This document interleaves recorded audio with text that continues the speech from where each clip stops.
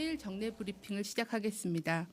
오늘부터 60세에서 64세 어르신들의 예방접종 예약이 시작되었습니다. 5월 6일부터 예약을 시작하여 어제까지 70에서 74세 어르신은 110만 명, 51%가 예약을 하셨으며 65세에서 69세 어르신은 114만 명, 38%가 예약을 완료하셨습니다. 65세에서 74세 어르신들의 예방접종 예약도 오는 6월 4일까지 지속하고 있습니다. 어르신들과 또 자녀분들 등 보호자들께서는 원활한 예약을 위해서 가급적이면 24시간 접속이 가능한 온라인을 통해 예약을 하시면 더욱 편리하게 하실 수 있습니다. 주소지에 관계없이 평소에 다니시거나 가까운 의료기관 어디든지 택하여 예약을 하실 수가 있습니다. 다음은 백신 공급 상황에 대해서 설명을 드리겠습니다. 오늘 코백스 아스트라제네카 백신 83만 회분이 공급되며 또한 개별 계약한 아스트라제네카 백신이 내일 5월 14일 59만 7천 회분을 공급하는 것을 시작으로 해서 6월 첫째 주까지 723만 회분이 집중적으로 공급될 예정입니다. 화이자 백신도 412만 6천 회분도 순차적으로 공급될 예정입니다. 정부는 이를 통해 5월, 6월 예방접종 계획을 차질 없이 시행하도록 하겠습니다. 오늘은 60대 이상 어르신들 예방접종에 대해서 여러 전문가들을 모시고 궁금한 점에 대해서 상세하게 설명드리는 그런 자리를 마련했습니다. 먼저 준비된 자료를 보면서 설명을 드리고 궁금한 질문에 대해서는 전문가들께서 상세하게 설명드리도록 그렇게 하겠습니다. 먼저 그 예방접종에 대해서 설명을 드리도록 하겠습니다.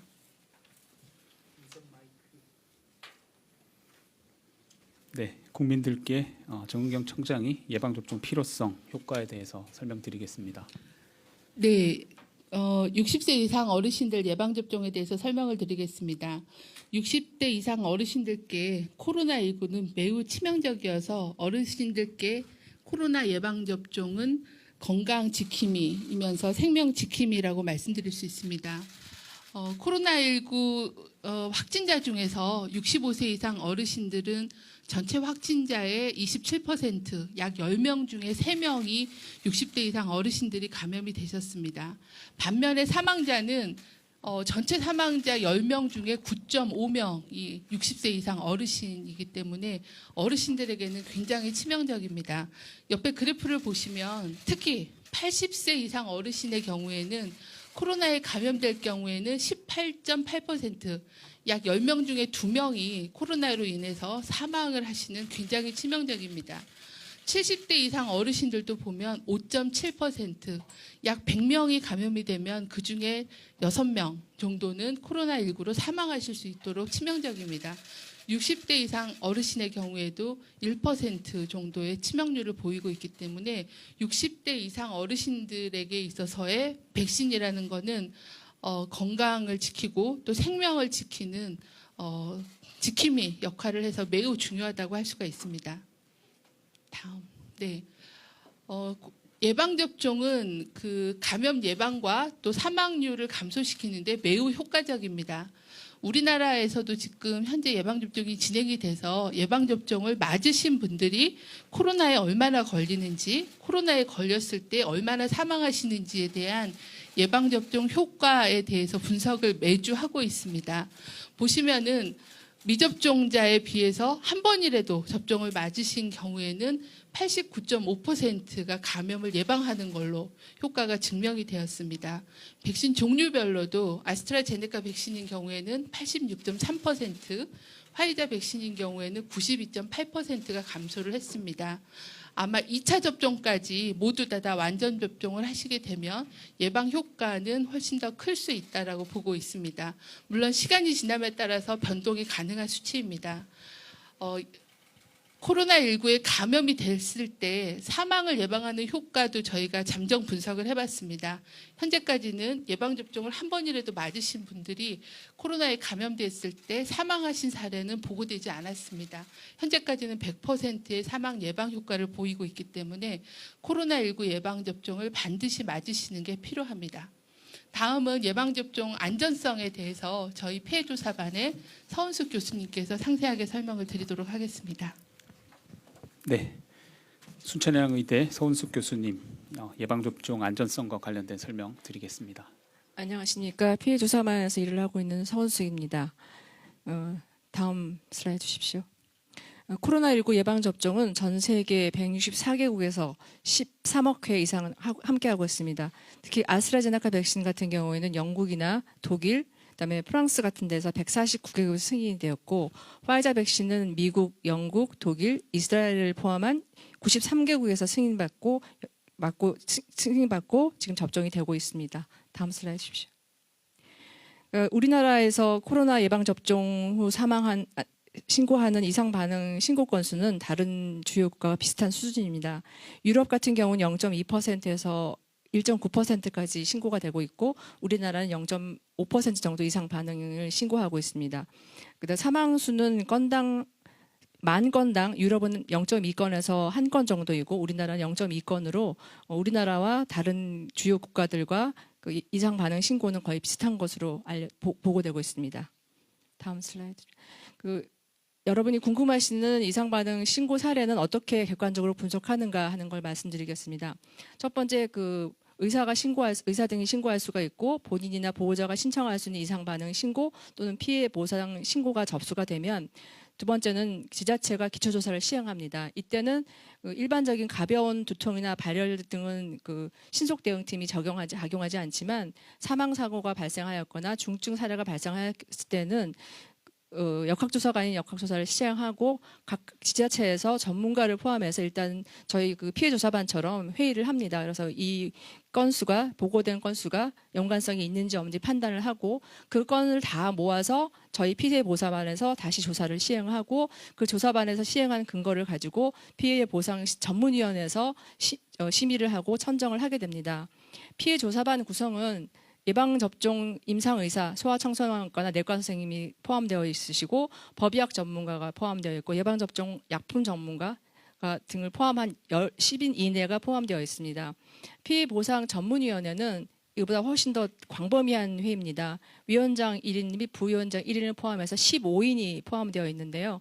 예방접종 실시 경험이 많은 풍부한 임상의사, 소아청소년과 내과 선생님이 포함되시고, 시민단체가 추천하는 예방접종 전문가가 있고요. 그다음에 대한변호사협회에서 추천하는 변호사가 포함되어 있습니다. 지금 두 분이 같이 활동을 하고 계시고요. 법의학자가 포함되어 있습니다. 법의학자는 실제로 부검을 시행하는 분도 같이 포함되어 있으시고, 교수님도 같이 포함되어 있으십니다.